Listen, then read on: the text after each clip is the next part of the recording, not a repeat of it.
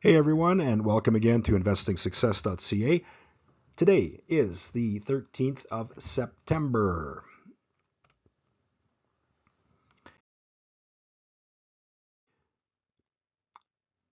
Back in August, I posted a presentation similar to this one. And for those of you that may have been a little confused as to what I was talking about, I'm going to go through it quickly again, and I'm going to give you some fresh examples to illustrate the point. Now, this gentleman in the picture, you recognize him, Albert Einstein, one of the greatest scientific minds that arguably has ever lived. Mr. Einstein said that our cosmos is comprised of space and time.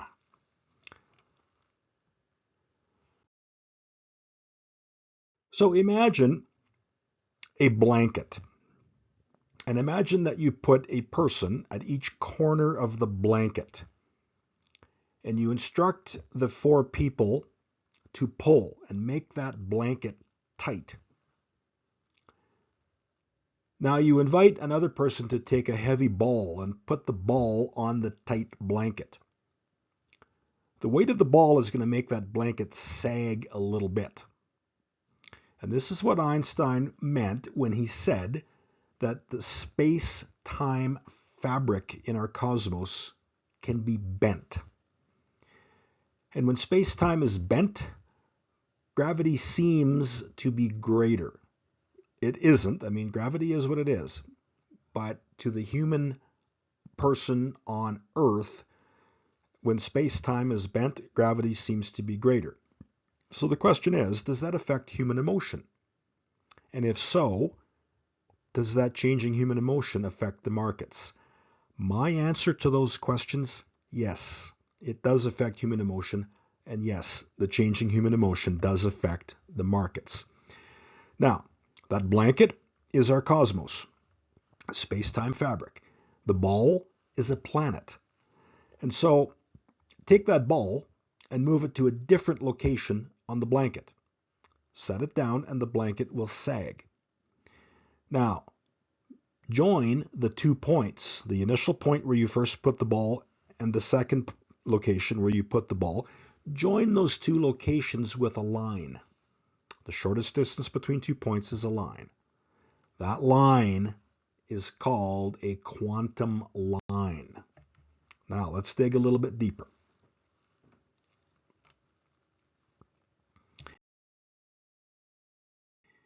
In order to calculate quantum lines and overlay them on a price chart of a stock, a commodity, an index, the critical bit of data that you are going to need is heliocentric planetary data. Now you can go out and buy yourself the American heliocentric ephemeris, and I do have one on my desk.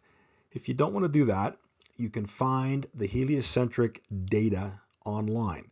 And there is a website that I've discovered, and the URL is listed here at the bottom of this screen, astroseek.com. You might be able to find other similar type websites, but this is the one that I go to for heliocentric data online.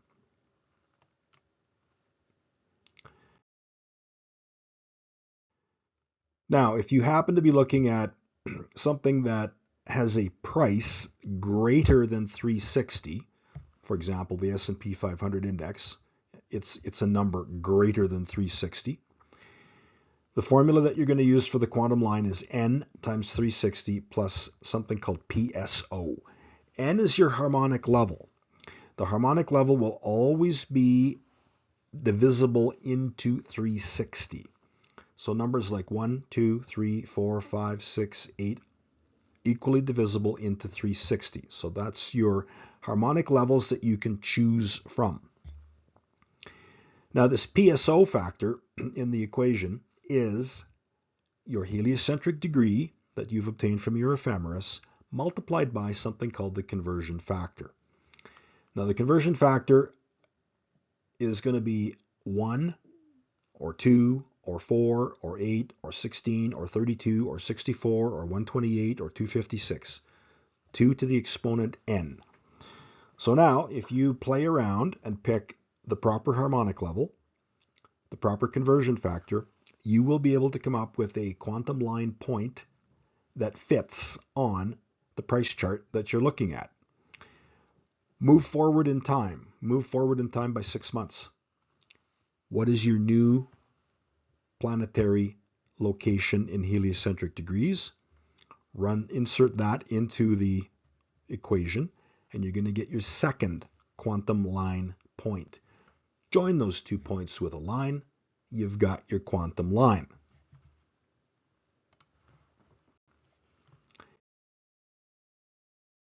If you happen to be dealing with something priced below 360, let's say the price of oil, currently trading in the mid to high 80s, that's a number less than 360, you're going to use a slight nuance on the equation. For values less than 360, you're going to go 360 divided by n, your harmonic level, plus your PSO. Now your PSO is going to be your heliocentric degree multiplied by 1 over your conversion factor, the inverse of your conversion factor. And that will allow you to calculate quantum lines then for stocks, commodities that are priced beneath the level or the value of 360.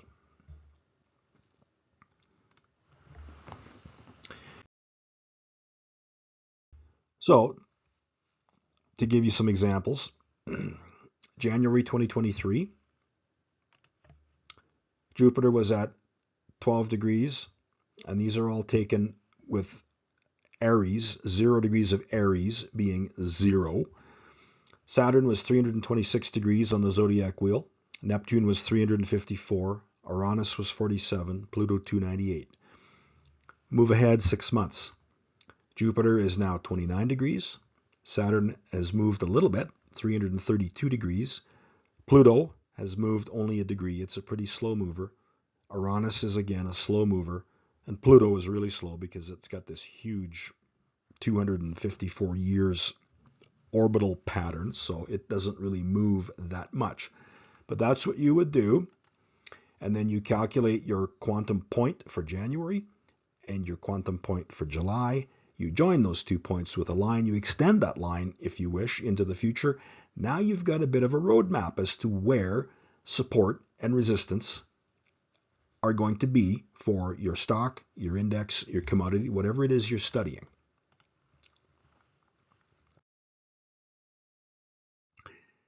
Here's a quick example, and I showed this back in August when I did the initial version of this video. Here's a chart of the S&P 500. It's been overlaid with some blue lines. Those happen to be your Uranus lines, and I picked the appropriate conversion factor, CS, and I picked the appropriate harmonic value to get those Uranus lines up into the 4,200 level, which is where the S&P trades. I calculated another one up around the 4,600 level. The pink lines are Saturn, and the green lines are your Jupiter quantum lines. And I want to point out one very interesting thing here. Take a look at this chart. Anytime the S&P stages a rally, take a look at the slope, the angle at which the price goes up. What do you notice? It's parallel to those Jupiter quantum lines. How very interesting.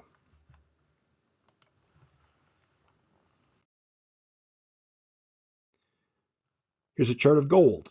The pink line is the Saturn quantum line. The yellow line is Neptune. You can actually, if you wish, in the case of these Saturn lines, there's one at a higher price that you can't see on this chart, but you can take the midway point between 2 Saturn lines or 2 Neptune lines, or 2 Pluto lines if you want. And sometimes the midway point proves to be a line of support. And in fact, back in July when the price of gold was weakening, it found support at that July midway between those 2 major Saturn lines. Look at the Pluto line in brown. Why did gold have difficulty penetrating much above 2,050 bucks an ounce? Pluto quantum line was parked right there, and price, it tried in March, Tried again in March of 22. It tried. It tried again in March of 23. It tried in May of 23. Pluto can be a formidable obstacle. It can present some wicked overhead resistance, and that's exactly what's happened with gold. Now, one of these days, gold will penetrate, and then Pluto will become underlying support, but we haven't seen that day yet.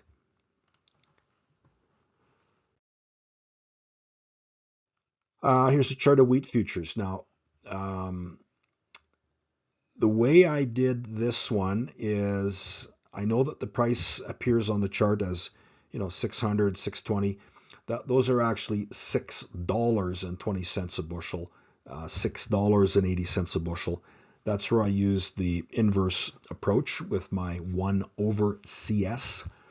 And I was able to come up with some Saturn lines. And you can see that back in early June, the price of wheat made a pretty severe bottom. Well, it was actually a Saturn line that was providing underlying support. And even though the price broke that support, it only stayed there for a day and it started to recover. Neptune has actually been providing overhead resistance. At least it was when I did this presentation in August.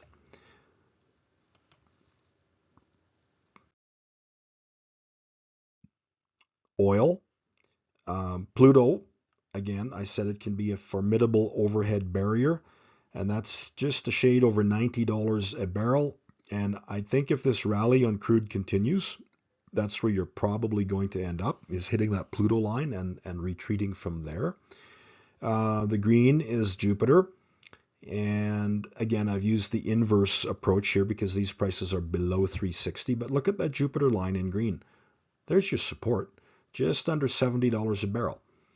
So now you have a roadmap. You know where crude is going to trade. Just under 70 to around about 90 on the Pluto line. So that's a tool, a roadmap that very few other people have.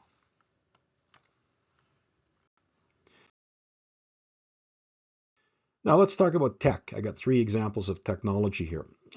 This is Apple. And you'll notice that back in July, the financial media was all caught up in their knickers, and Apple was going to be a $3 trillion market cap, and everybody was excited. Well, sure. The big traders in New York, the hedge funds, they pushed and they pushed, and they got it up to the $3 trillion market cap. But the price couldn't hold. How come? It was up against that overhead Pluto quantum line resistance. And since then, look at what Apple has done. It's pulled back severely. But how far did it pull back? A little over 170 a share. Why there? Green line, Saturn. So that's your support. Now, if it does happen to break that, it's probably going to go down to the next one, which is at about 155. So there's your roadmap going forward for Apple.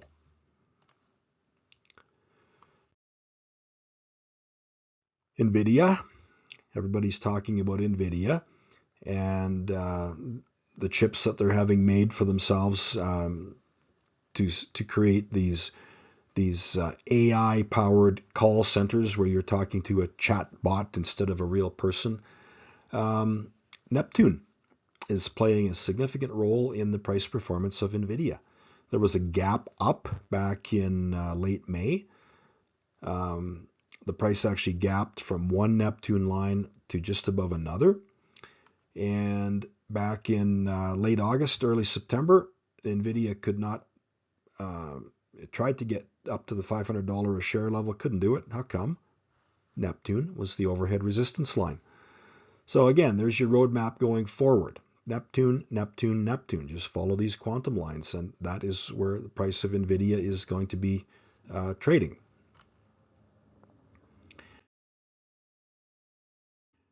Here's our good friend Microsoft. Back in July, when these AI stocks were on fire, Microsoft was propelled up to $360 a share. Couldn't push it any higher. How come? Neptune quantum line. That was severe overhead resistance. And since then, price of Microsoft has retreated.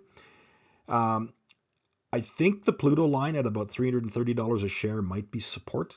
It did get below there in August, but it didn't stay. And it certainly didn't keep falling. It rebounded and got right back on top of that Pluto quantum line. So there's your roadmap. You've got a Pluto quantum line at $330 a share. You've got severe overhead resistance at 360. And if something horribly goes wrong and all of a sudden it starts breaking these Neptune lines, you know you've got some pretty good support down around $265 a share at a Saturn line. So there's your roadmap going forward for Microsoft. So now you can do this with practically any stock, any commodity, any index. It's going to seem a little wild and crazy and hairy mathematically to start with, but you will get very, very good at it. And once you identify those harmonic levels, the N values, and once you identify the appropriate CS conversion value, you are off to the races. And with the help of some heliocentric data, you will find yourself printing off stock charts, and with nothing more than a straight edge and a pencil, you will be able to overlay quantum lines on your price charts, and then you will have a tool that very few other people know about or have heard about or have used. Now, there is a book out there by a gentleman called Fabio Oreste. You don't need to get it. I've got it. Everything I've just told you in this video for free, that's what Oreste talks about in his book. You don't need the book. But you do need the ephemeris data with heliocentric numbers. And you've got the formulas now from earlier in this video, so you are set to launch. All right, that is it for me. So very quickly, in each of my financial astrology almanacs, in one of the back chapters, I always talk about quantum lines.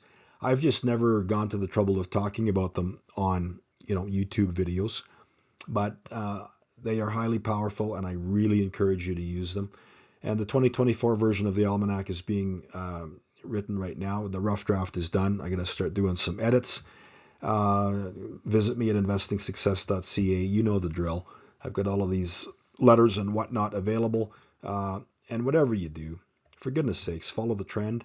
And there's some powerful indicators that will help you follow the trend.